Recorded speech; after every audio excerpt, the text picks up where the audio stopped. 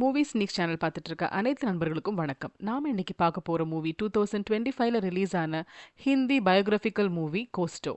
பயோகிராஃபிக்கல்னா உண்மையான வாழ்க்கையில நடந்த ஒரு சம்பவத்தை பேஸ் பண்ண படம். ஸோ இந்த மூவி வந்து 1990ஸ்ல உள்ள ஒரு கஸ்டம் ஆஃபீஸர் கோஸ்டோ ஃபெர்னாண்டஸ் அப்படின்ற ஒரு கிரேட் ஆஃபீஸரை பற்றி பேஸ் பண்ண ஒரு படம். ஸோ படத்தில் ஹீரோவாக வந்து நடிச்சிருக்குது நவாசுதீன் சித்திகி. அவர் தான் கோஸ்டோவாக நடிச்சிருக்காரு.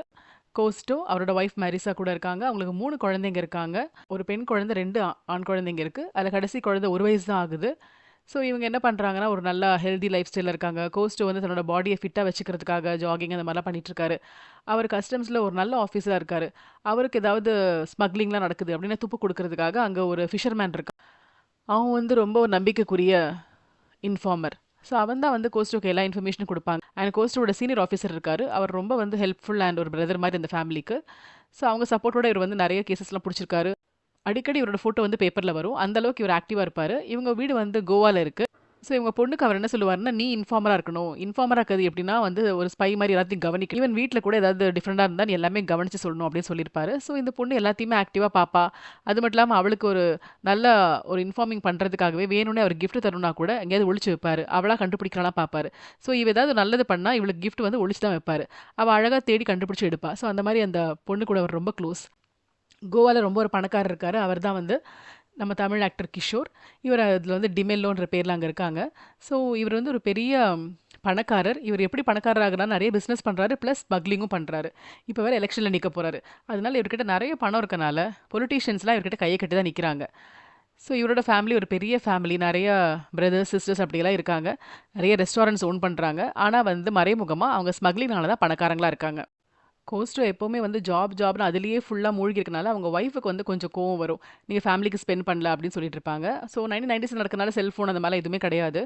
இவங்க வந்து வெளியே கூட்டிகிட்டு போகல அந்த மாதிரி கம்ப்ளைண்ட் பண்ணனால ஒரு நாள் ஒய்ஃப் மட்டும் கூட்டிகிட்டு அவர் வெளியே வந்திருப்பார் ரெஸ்டாரண்ட்டுக்கு. ஆனால் அந்த ரெஸ்டாரண்ட் ஓனரே வந்து டிமில்லோட தம்பி தான். அவங்க ஒய்ஃபோட பேசிகிட்டு இருப்பாங்க. அப்போ வேணும்னே இவர்கிட்ட வம்புக்கு இழுக்கிற மாதிரி வந்து பேசுவார். உங்களுக்கு கிஃப்ட்டெல்லாம் கொடுக்குறேன், நீங்கள் வந்து கொஞ்சம் எங்களோட அந்த ஹார்பரில் இருக்க திங்ஸ்லாம் பார்க்காம இருங்க அந்த மாதிரி சொல்லுவார். இவர் சொல்லுவார், எனக்கு வேலை தான் முக்கியம், நான் வந்து ஸ்மக்லிங்லாம் நடக்க விட மாட்டேன் அப்படின்ற மாதிரி பேசுவார். ஸோ இவங்க இப்படி பேசிகிட்டே இருக்கவும் கோஸ்டோட ஒய்ஃபுக்கு வந்து கோவம் வர அவங்க இறங்கி போயிடுவாங்க. ஓகே ஓகே சாரி, நான் வந்து வெளியே கூட்டிகிட்டு வந்து இப்படி பண்ணிட்டேன், வா சாப்பிட்லாம் கூட ஒன்றும் தேவையில்லை, நீங்கள் அவங்ககிட்டே பேசுங்க, எங்கே வந்தாலும் வேலை தான் உங்களுக்கு முக்கியம் அப்படின்னு கோவப்படுவாங்க. அப்போது அந்த கோவா பீச்சில் இவரோட இன்ஃபார்மர் இருக்கார் இல்லையா, அவன் ஒரு ஃபிஷர்மேன் இல்லையா, அவன் வந்து இன்ஃபர்மேஷன் கொடுப்பான். ஒரு பெரிய டிரான்சாக்ஷன் நடக்க போகுது, நம்ம இது வரைக்கும் பார்க்காத அளவுக்கு கோல்டு வந்து பறிமுதல் ஆக போகுது, அந்த ஸ்மக்லிங்கை பண்ண போகிறது நம்ம டிமெலோ ஃபேமிலி தான் அப்படின்னு. ஆனால் அது என்னைக்கு நடக்குது, எந்த மாதிரி அவங்க கடத்த போகிறாங்கன்னு தெரியல அப்படின்னு சொன்ன உடனே கோஸ்டோ என்ன பண்ணுவார், இது ஒரு பெரிய இதாக இருக்கும், இதை நம்ம பிடிச்சிட்டோம்னா கஸ்டம்ஸ்க்கே ரொம்ப ஃபேமஸாக இருக்கும், ப்ளஸ் ஸ்மக்லிங் தடுத்த மாதிரி இருக்கும் சொல்லி ஹையர் அஃபீஷியல்கிட்ட போய் பெர்மிஷன் கேட்குறாங்க. அவங்க சொல்கிறாங்க, இவ்வளோ பெரிய பணக்கார ஃபேமிலி நம்ம வந்து ஒரு ஆதாரம் இல்லாமல் எதுவும் பண்ண முடியாது அப்படின்லாம் பேசிகிட்டு இருக்காங்க. இல்லை கண்டிப்பாக இது நம்பகத்தனமான ஒரு ரிப்போர்ட் தான், அவன் வந்து கடத்த போகிறான், நான் கண்டிப்பாக கண்டுபிடிக்கிறேன், அதுக்கு என்ன பண்ண போகிறீங்க அப்படின்னும் போது, நான் டே அண்ட் நைட் அங்கே போய் பார்க்குறேன், ஹார்பரில் எப்படி கடத்துறாங்கன்னு ட்ரை பண்ணி நான் பார்க்குறேன், எனக்கு ஏதாவது கன்ஃபார்ம் ஆச்சுன்னா நான் அவங்க கிட்ட ஃபோர்ஸ் கேட்குறேன், எனக்கு ஃபோர்ஸ் கொடுங்க, இன்னும் ஹையர் அஃபீஷியல்கிட்ட பெர்மிஷன் வாங்கியிருப்பாங்க. அவங்களும் ஓகே சொல்லிட்டாங்க. ஸோ அதனால் நைட்டு ஃபுல்லாக என்ன பண்ணுறாரு, கோஸ்டோ போயிட்டு அந்த ஹார்பர்லேயே இருக்காரு. ஏன்னா கடத்தல் அப்போ தானே நடக்கும். ஆனால் அவருக்கு புரியல, நார்மல் ஃபிஷிங் போட் அப்படி தான் வந்துகிட்டு இருக்கு. எப்போ தான் கடத்துறாங்க என்னன்னே புரிய மாட்டேங்குது. நைட்டு ஃபுல்லாக ஒரு பல நாட்களாக போய் வெயிட் பண்ணுறாரு. மார்னிங் வந்து நல்லா தூங்குவார். அவரோட ரொட்டீனே மாறி போச்சு. ஆனால் அவருக்கு டிப்பு கிடைக்கவே இல்லை.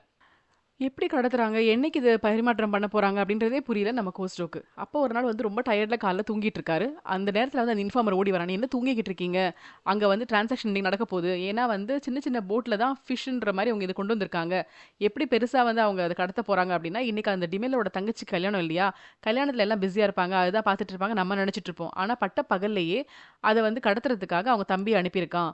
ஏன்னா நிறைய மீனவர்களை அவங்க ஒரு லாரியில் கொண்டு போயிருக்காங்க. ஸோ அவங்க எல்லாம் சின்ன சின்ன பாக்ஸில் அதை கடத்தி கொண்டு போய் மாற்ற போகிறாங்க, அதான் பிளான், இன்னைக்கு காலையிலே நடக்க போகுது, சீக்கிரமா போ அப்படின்னு கத்துறாங்க. உடனே கோஸ்டோ என்ன பண்றாரு, அவர்கிட்ட ஒரு கன் இருக்கு, அவர் ஃபோன் பண்றாரு, லேண்ட்லைன்ல ஃபோன் பண்றாரு. ஆனா அவரோட சீஃப் வந்து அந்த ரிசீவர் பக்கத்துல இல்லை, வெளியே காஃபி குடிச்சிட்டு இருக்காரு. அதனால அவர் ஃபோன் பிக்கப் பண்ணல. டைம் ஆயிட போது சொல்லி கோஸ்டோ என்ன பண்றாருன்னா, பைக்ல ஃபாஸ்டா ஹார்பருக்கு போறாரு. அங்க போனா கடத்தல்லாம் பண்ணிட்டாங்க, ஒரு கார்ல வந்து வச்சுட்டாங்க. அதை வந்து அந்த பீட்டர் டிமெல்லோ ஓட்டிட்டு போகிறான். ஸோ இவர் வந்து ஃபாஸ்ட்டாக ஃபாலோ பண்ணிகிட்டே போகிறாரு. அதுக்கப்புறம் அந்த காரை தடுக்கிறாரு. ஆனால் அந்த கார்காரன் பைக்கை இடிச்சிடுறான். அதை மீறி கோஸ்டோ உள்ளே ஏறிடுறாரு. அப்போ ஒரு கிராமத்து பக்கத்தில் அந்த கார் வருது. உள்ளே வந்து இவர் ஏறினவர் மரியாதையாக, பீட்டர் வண்டி நிறுத்து, சரண்டர் ஆகுன்னு சொல்கிறாரு. ஆனால் அவன் கேட்கல. அவன்கிட்ட ஒரு நைஃப் மாதிரி ஒன்று இருக்குது, எடுத்து கோஸ்டோவை கண்ணா பின்னான்னு குத்துறான். மக்கள்லாம் சரவுண்ட் பண்ணி என்ன நடந்துட்டு இருக்குன்னு பார்த்துட்டு இருக்காங்க. கடைசியில் கோஸ்டோ செல்ஃப் டிஃபென்ஸ்க்காக என்ன பண்ணுறாருன்னா, அந்த கத்தியை அப்படியே வாங்கி திருப்பவும் அது அந்த பீட்டரோட கழுத்தில் குத்திடுது. அவனுக்கு அப்படியே வந்து அந்த ஜுகுலார் வெயின் வந்து பர்ஸ்ட் ஆகி அங்கேயே அவன் ஸ்பாட்டில் இறந்துடுறான்.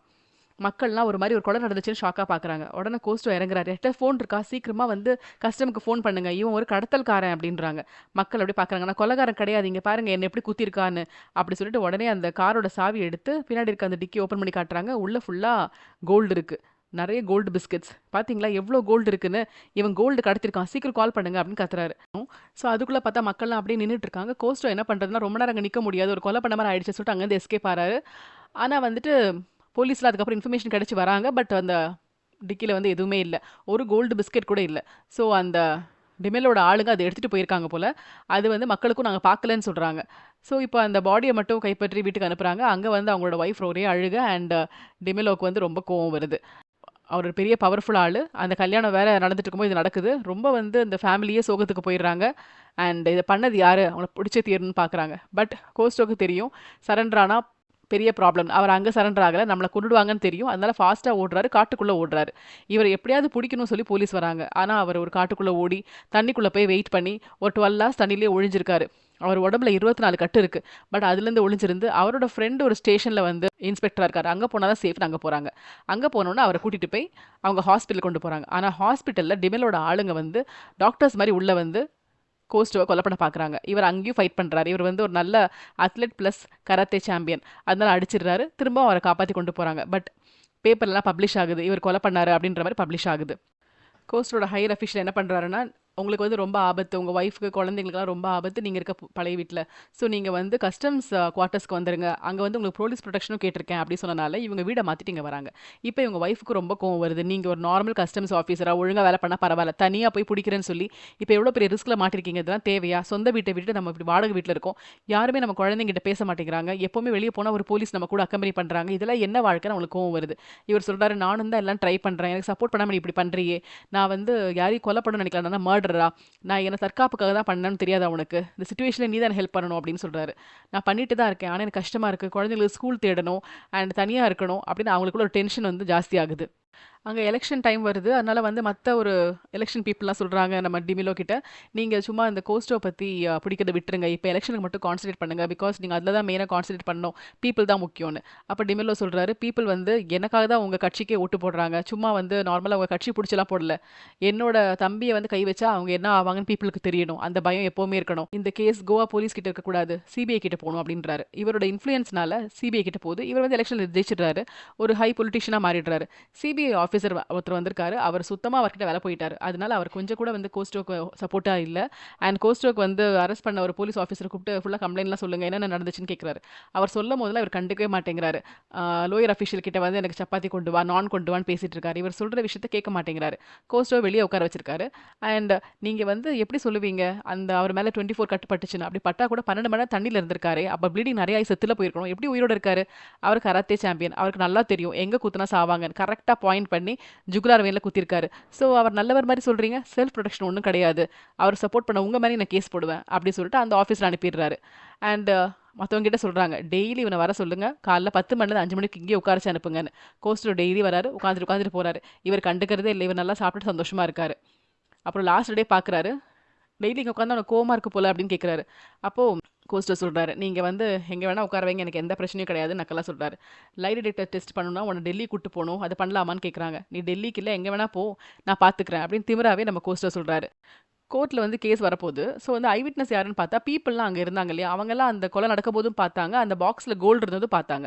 இந்த சிபிஐ ஆஃபீசர் என்ன பண்றாரு, "நீங்கலாம் கோல்டு பார்த்தீங்களா?" அப்படின்ற அந்த ஏரியால போய் கேட்குறாங்க. அவங்கலாம் கொஞ்சம் புவர் பீப்பிள். ஆமான்னு சொல்றாங்க. "நிஜமாலே பார்த்தீங்களா? நீங்க வாழ்க்கையில இவ்ளோ கோல்டு பார்த்துருக்கீங்களா? அப்ப அது கோல்டுன்னு உங்களுக்கு எப்படி தெரியும்? அது சாதாரண கவரிங்கா கூட இருக்கலாம்ல. ஏதோ சொன்னா நம்பிருவீங்களா?" அப்படிலாம் சொல்லிட்டு அவங்கள வந்து நீங்க மட்டும் அவன சப்போர்ட் பண்ணீங்கன்னா, கொலை கேஸ்ல உங்களையும் போட்டுருவாங்க. அது இது சொல்லி பயமுறுத்துறாங்க. அவங்கலாம் இல்லிட்ரேட் பீப்பிள் வேற. ரொம்ப பயப்படுறாங்க. உடனே வந்துட்டு, "நாங்கலாம் சாட்சி சொல்ல மாட்டோம்" அப்படின்றாங்க. ஸோ கோஸ்டோட ஹையர் அஃபிஷியல் சொல்றாங்க, "நீங்க பார்த்தத சொல்லுங்கன்னு." "இல்ல சார், நாங்க எதுவுமே பார்க்கல சார்ன்னு" அவங்க வந்து அந்த ரிப்போர்ட்லாம் வாபஸ் வாங்கிக்கிறாங்க. ஸோ அவருக்கு ஆதரவா சாட்சி சொல்ல யாருமே இல்ல. அது மாரி அந்த சிபிஐ ஆஃபீசர் பண்ணிடுறாரு. கோர்ட்ல வந்து கேஸ் வருது. அந்த ஃபர்ஸ்ட் ஹியரிங்க்கு எல்லாரும் வராங்க. அதுல வந்து அந்த இறந்து போன பீட்டரோட விடோ அந்த லேடியும் வராங்க. அந்த குடும்பத்துல இருக்க எல்லா லேடீஸுமே கருப்பு கலர் கவுன் போட்டு, தலையில வந்து ஒரு முக்காடு மாரி போட்டு வராங்க. ஃபேஸ மட்டும் இப்போ ஓப்பன் பண்ணி வச்சிருக்காங்க. எல்லாரும் உட்கார்ந்துருக்காங்க. அப்ப என்ன சொல்றாங்கன்னா, இவர் வந்து செல்ஃப் டிஃபென்ஸ்லாம் ஒண்ணும் பண்ணல. வேணும்னே தான் கொலை பண்ணியிருக்காங்க. ஏன்னா வந்து ஒரு கோல்டு கூட கிடைக்கல. அதுக்கப்புறம் இவர் எப்படி தனியா போய் ஃபைட் பண்ணுவாங்க? இவங்க டிபார்ட்மெண்ட்ட தானே கூப்பிட்டுருக்கணும். பிளஸ் அதுக்கான டிப் கிடைச்சுச்சுன்னும்போது, டிபார்ட்மெண்ட்டுக்கு ஃபர்ஸ்ட்டே சொல்லி மொத்தமா தானே போயிருக்கணும். தனியா ஏன் போனாரு? இவர் சொல்றது எல்லாமே பொய். இவர் பழி வாங்கியிருக்காரு. பீட்டர வேணும்னே கொலை பண்ணியிருக்காங்க. அவங்க ஃபேமிலி மேல ஒரு கலங்கத்த ஏற்படுத்தியிருக்காங்க அப்படின்னு பேசுறாங்க. இவங்களோட வக்கீல் அப்படிலாம் கிடையாது அப்படின்னு பேசுறாங்க. பட் ஜட்ஜ் என்ன சொல்றாருன்னா, இந்த கேஸ் அப்படி கண்டினியூ ஆகும் அப்படி சொல்லிட்டு இருக்காரு. முடிஞ்சிருச்சு. அடுத்த ஹியரிங் வரணும். ஸோ கோஸ்ட் வெளியே வராரு. அவங்க ஒய்ஃப் எல்லாம் ஃபர்ஸ்ட் வெளியே போயிட்டாங்க. அப்போ கோஸ்ட் வெளியே வந்து நிற்கவும் நிறைய குரூப் ஆஃப் லேடிஸ், அந்த வீட்டுக்கு லேடிஸ் மட்டும் வராம நிறைய நம்பர் ஆஃப் லேடிஸ் நிறைய ஆயிடுச்சு. ஒரு 50 லேடிஸ் கிட்ட அதே மாதிரி பிளாக் காஸ்டியூம்ல வராங்க.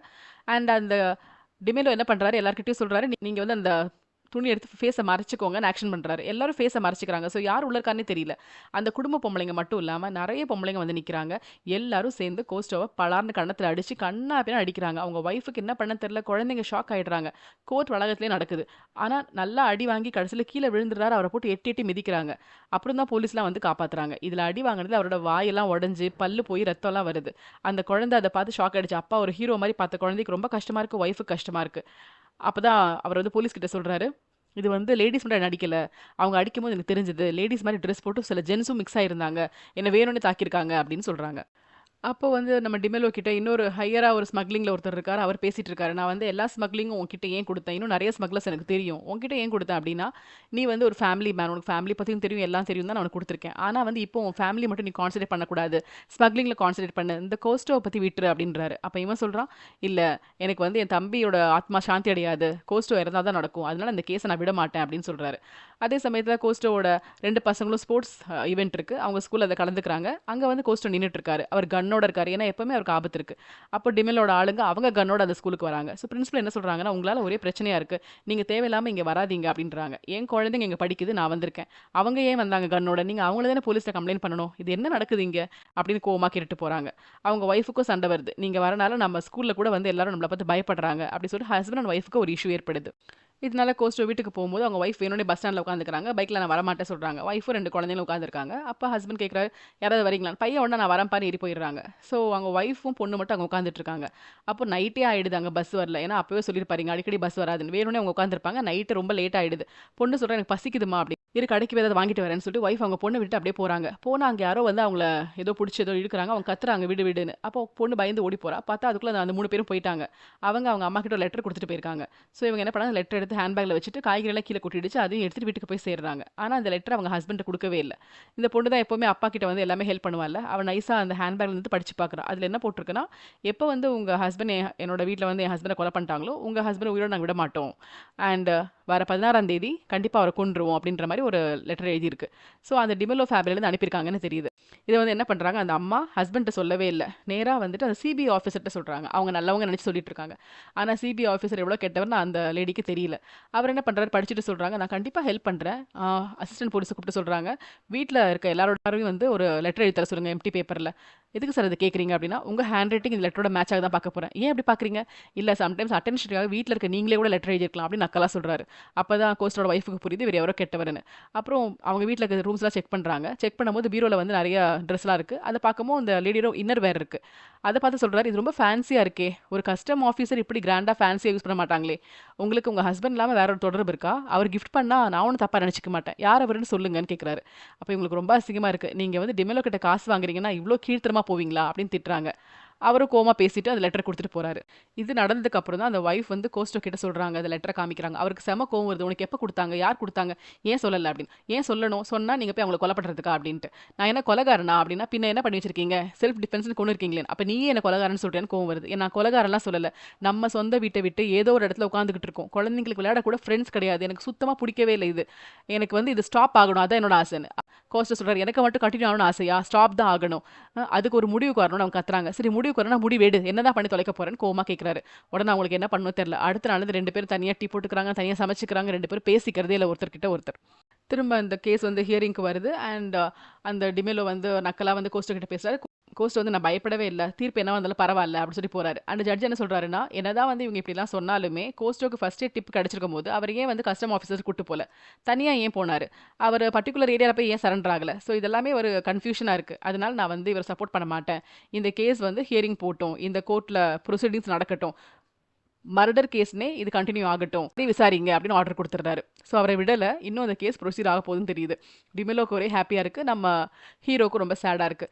ஆனால் அவர் வேலைக்கு போகிறாரு, சஸ்பெண்ட்லாம் ஆகலை, வேலைக்கு போகிறாரு. பட் கோவாவில் என்ன பண்ணுறாங்கன்னா அவரை வந்து ஆஃபீஸ்லேயே உட்கார வச்சிடுறாங்க, எந்த ஃபீல்டு ஒர்க்கும் தரல. அதனால அவர் சோகமா இருக்காரு. எப்பவுமே அவர் ஆஃபீஸ் ஒர்க் பண்ண மாட்டாரு.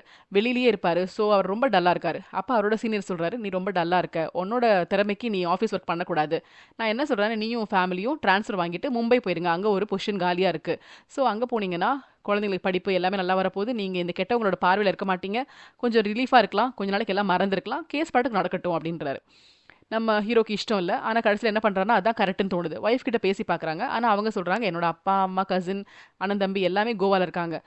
குழந்தைங்களோட ஃப்ரெண்ட்ஸ் எல்லாம் இங்க தான் இருக்காங்க. ஸ்கூல் இங்க தான் இருக்கு. நாங்க இங்கேருந்து வரமாட்டோன்றாங்க." அதனால கோஸ்ட் வேற வழி இல்லாம ஃபேமிலிய விட்டு பிரிஞ்சு மும்பை போறாரு. மும்பை போனதுக்கப்புறம் அங்க இருக்கவங்கலாம் நல்லா ட்ரீட் பண்றாங்க. அவர் ஃபீல்டு ஒர்க் பண்றாரு.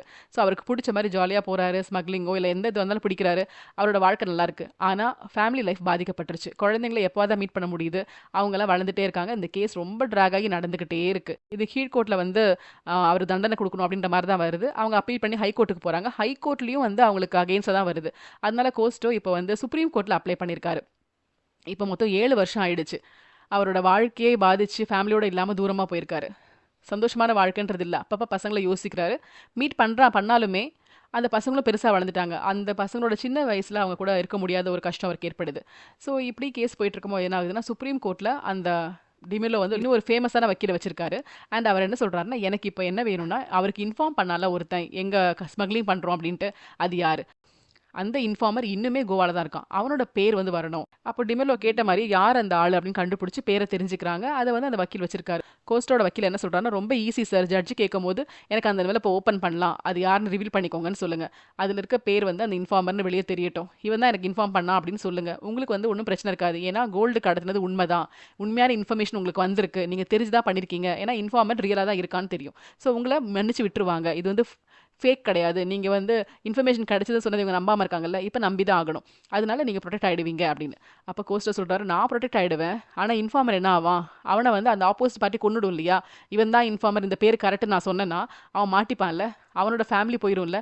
எங்களுக்கு வந்து அத ஒத்துக்க முடியாது. என்ன தூக்குல போட்டாலும் பரவால்ல. நான் வந்து ஒத்துக்க மாட்டேன் அப்படின்னு சொல்றாரு. ஸோ பர்ட்டிகுலர் டே வந்து எல்லாரும் வந்திருக்காங்க. அங்க அந்த டிமெலோ வந்திருக்கான். அப்போ அந்த இன்ஃபார்மரோட பேர ஓப்பன் பண்ணி பார்க்கலாமான்னு கேட்குறாங்க. ஆனா கோஸ்ட்டோட வக்கீல் சொல்றாரு, ஒத்துக்க மாட்டாங்கன்றாங்க. ஏன்னா அவருக்கு அவரோட லைஃப்பை விட இன்ஃபார்மரோட லைஃப் முக்கியம். பிகாஸ் இன்ஃபார்மர்ஸ்லாம் நம்பி இருக்காங்க கவர்மெண்ட் ஆஃபீஸர்ஸை. இப்போ இந்த பேரை படித்து அவரோட ஃபேமிலிக்கும் அந்த ஆளுக்கும் ஏதாவது இறந்து போயிட்டாங்க அப்படி நடந்துச்சு அப்படின்னா எந்த இன்ஃபார்மரும் போலீஸ் டிபார்ட்மெண்ட் கஸ்டம்ஸுக்கு ஹெல்ப் பண்ண மாட்டாங்க. அதனால கோஸ்ட்டோ வந்து அவரை சொல்ல மாட்டேன், அது எந்த பர்சனே ரிவீல் பண்ண மாட்டேன்னு சொல்லிட்டாரு அப்படின்றாங்க. ஸோ இதை வந்து ஆப்போசிட் பார்ட்டி எதிர்பார்க்கல. ஆனால் இப்போ இவங்க கேஸ் வீக் ஆகிடும். ஏன்னா அவர் சொல்லலைன்னா அப்படி ஒரு ஆளே இல்லைன்ற மாதிரி ஆகிடும். பட் கோஸ்ட் அதை பற்றி கவலைப்படல. அவர் அங்கேருந்து வெளியே போயிடுறாரு. அண்ட் அங்கே வந்து அந்த இறந்து போனோட ஒய்ஃப் அப்படியே சோகமாக இருக்கிறத பார்த்துட்டு போறாரு. அவர் என்ன பண்ணுறாருன்னா நேராக கோவாக்கே போறாரு. அங்கே போய் அந்த செத்து போனோட கல்லறைக்கு மலர் வைக்கிறாரு. அவர் சொல்றாரு, உன் ஒய்ஃப்க்கும் என் ஒய்ஃப்க்கும் ஒரு சிமிலாரிட்டி இருக்கு. 2 பேரோட கண்ணிலையும் வாழ்க்கையே இல்லை. வாழ்க்கையை தொலைச்ச மாதிரி வெறுமையா இருக்காங்க. சாரி, நான் வந்து கொலை பண்ணனா இல்லைன்னு உனக்கு தான் தெரியும். நான் பிளான் பண்ணி பண்ணலன்னு உனக்கு தெரியும். கத்தியை எப்படி பிடிச்சதுன்னு உனக்கு தெரியும். உனக்கு ஆனா உண்மைய சொல்ல நீ இப்ப இல்ல. ஆனா நான் பண்ண தப்பு தான். உன்ன கொன்னுட்டேன். சாரி. அதனால என் ஒய்ஃப், என் ஃபேமிலியும் நான் நாசம் பண்ணிட்டேன். உன் ஒய்ஃப், உன் ஃபேமிலியும் நாசம் பண்ணிட்டேன். உன்னோட இறந்து போன அன்னைக்கு வந்து பேப்பர்ல பப்ளிஷ் பண்ணியிருந்தாங்க. என்ன போட்டிருந்தாங்கன்னா, ஒரு லவபிள் ஃபாதர், நல்ல ஹஸ்பண்ட் அப்படிலாம் போட்டிருந்தாங்க. என்ன தூக்கில போட்டாங்கன்னா, நான் சொல்லுவேன். என்னோட கலர்ல என்ன எழுதணும்னு. ஒரு கெட்ட ஹஸ்பண்ட், செல்ஃபிஷான ஒரு அப்பா, மர்டரர் அப்படின்றது மாதிரி போட சொல்லுவேன். என்ன மன்னிச்சிடு சொல்லிட்டு அங்கேருந்து அழுதுட்டு அவர் போறாரு. அப்போ பர்ட்டிகுலர் டே வந்து அன்னைக்கு தீர்ப்பு வரப்போகுது. ஆனா கோஸ்ட்டோ வந்து நம்மளை எப்படி தான் தூக்கில போட போகிறாங்கன்ற நம்பிக்கையோடு அவர் வீட்டிலே இருக்காரு. ஆனால் அவரோட சீனியர் ஆஃபீஸர் அங்கே உட்காந்துருக்காரு. அங்கே டிமெலோலாம் வந்திருக்காங்க. பட் இப்போ என்ன ஆகுதுன்னா, சந்தோஷமான ஜட்மெண்ட் வந்துருச்சு. அந்த சீனியர் ஆஃபீஸர் ஃபோன் பண்ணுறாரு, கோஸ்ட்டோ நீ உனக்கு தெரியவே இல்லை, நீ இன்னைக்கு வரவே இல்லை, அங்கே என்ன நடந்துச்சு தெரியுமா? உன்னை வந்து புகழ்ந்தாங்க. அதாவது வந்து உன்னை பற்றி இவ்வளோ கம்ப்ளைண்ட் வந்தாலும் உன் மேலே எல்லா ஹிஸ்ட்ரியும் நல்லா இருக்கு. நீ வந்து நாட்டுக்காக இது ஹெல்ப் பண்ணியிருக்க, அந்த இன்ஃபார்மரை கூட காப்பாற்றிருக்க, நீ உன்னோட லைஃப்பை ரிஸ்க் பண்ணி நீ அங்கே போயிருக்க, அவ்வளோ குத்துக்கள் வாங்கி நீ அந்த அந்த நேரத்துல செல்ஃப் டிஃபென்ஸ்க்காக தான் அந்த ஆள வந்து குத்திருக்க. நீ கொலை பண்ணணும்னு பண்ணல. நீ கஸ்டம்ஸோட ஒரு முக்கியமான ஆஃபீசர். 8 வருஷங்கள் வந்து உன் வாழ்க்கையில இப்ப வேஸ்ட் ஆயிடுச்சு. ஏன்னா இந்த சுப்ரீம் கோர்ட் வந்ததுக்கு அப்புறமும் 1 இயர் போயிடுச்சு. ஸோ 8 இயர்ஸ் உன் ப்ரெஷியஸ் வாழ்க்கை இந்த நாட்டுக்காக நாசமா போச்சு. ஒரு உனக்கு ஆப்போசிட்ல இருக்கவங்க வந்து இன்ஃப்ளூயன்ஷியல் பர்சன். அவங்க சாதாரண ஆள் கிடையாது. அவங்க என்ன வேணா பண்ணுவாங்கன்றது இந்த கோர்ட்டுக்கும் புரியுது. அதனால ஜட்ஜ்மெண்ட் வந்து உனக்கு தான் பாசிட்டிவா இருக்கு. உன்னை மர்டரர் இல்லைன்னு விடுவிக்கிறோம் அப்படின்னு சொல்லிட்டாங்க. இது வந்து இந்தியாவோட லேண்ட்மார்க் ஜட்ஜ்மெண்ட் சந்தோஷப்படுறாரு. கோஸ்டோக்கு ரொம்ப சந்தோஷமா இருக்கு. அவர் சந்தோஷமா கோவா போறாரு, சர்ச்சுக்கு போறாரு, பசங்கள ஒய்ஃப் எல்லாம் பார்க்குறாரு. இப்போ அவர் நிரபராதி அப்படின்னு வெளியே வந்துட்டாரு. இனிமேல் வாழ்க்கை சந்தோஷமா இருக்க போகுது. இனி என்ன பண்ண போறீங்கன்னு ஒய்ஃப் கேட்குறாங்க. எனக்கு வந்து மும்பையில் இன்னும் ப்ரொமோஷன் கிடைக்க போகுது அண்ட் என்னோட வேலை இன்னுமே சூப்பராக வரப்போகுது. நான் அங்கே போய் அந்த வேலைக்கு போகணும் அப்படின்னு நினச்சிட்டு பஸ் டைம் ஆயிடுச்சுன்னு கிளம்புறாரு பசங்களை பார்த்துட்டு. ஒய்ஃப் அப்படியே சோகமாக இருக்காங்க. ஸோ திரும்ப அவரால் வந்து கோவா வந்து இவங்க கூட வாழவும் முடியல, இவங்களால மும்பைக்கும் போக முடியல. இவரோட வாழ்க்கை அப்பப்போ வந்து பார்த்துட்டு போகிற மாதிரி ஆயிடுச்சு. ஸோ தன்னோட கண்டினியூஸ் வாழ்க்கை, அவ்வளோ ஹாப்பியான வாழ்க்கையை வந்து அவர் மாறுறதுக்கு காரணமே ஒரு நாட்டுக்காக உண்மையை கண்டுபிடிக்கணும்னு போனதுக்காக. அதுக்கப்புறம் அவருக்கு வந்து பிரசிடென்ஷியல் அவார்டு கூட கிடைக்குது. ஆனால் பிரசிடென்ஷியல் அவார்டு வந்து வாங்க முடியல அவரால். ஏன்னா ஆஸ்திரேலியாவில் அவர் ஏதோ வந்து ஒரு ஸ்போர்ட்ஸ் ரெப்ரசென்ட் பண்ணுறதுக்காக போயிருக்காரு. ஸோ இது யாருன்னு பார்த்தா உண்மையாகவே நடந்த ஒரு ஆஃபீஸரோட கதை.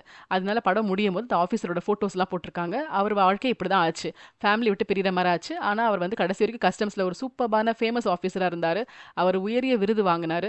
அண்ட் அவரோட உண்மை வந்து நாட்டுக்கு தெரிஞ்சுது. இது வந்து சுப்ரீம் கோர்ட் அந்த மாதிரி ஒரு லேண்ட்மார்க்கான ஜட்மெண்ட் கொடுத்துருந்தாங்க. அதை பார்த்து அந்த படத்தை எடுத்திருக்காங்க. படம் வந்து ரொம்பவே இன்ட்ரெஸ்டிங்காக இருந்துச்சு. இதே மாதிரி இன்ட்ரெஸ்டிங் மூவிஸோட சீக்கிரம் உங்களை மீட் பண்ணுறேன். அது வரைக்கும் நன்றி, வணக்கம்.